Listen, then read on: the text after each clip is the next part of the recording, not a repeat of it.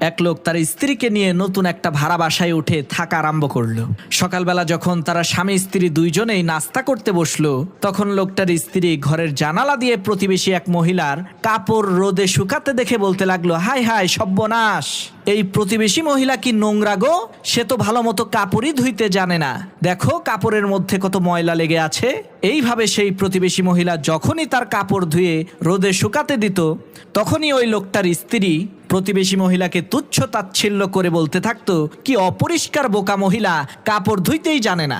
এইভাবে চলে গেল 1 মাস। একদিন হঠাৎ করে সেই লোকটার স্ত্রী জানালা দিয়ে দেখতে পেল সেই প্রতিবেশী মহিলার কাপড়গুলো খুবই পরিষ্কার পরিচ্ছন্ন দেখা যাচ্ছে। তখন সেই লোকটার স্ত্রী লোকটাকে বলতে লাগলো, এতদিনে মনে হয় ওই প্রতিবেশী মহিলা কাপড় ধোয়া শিখে গেছে।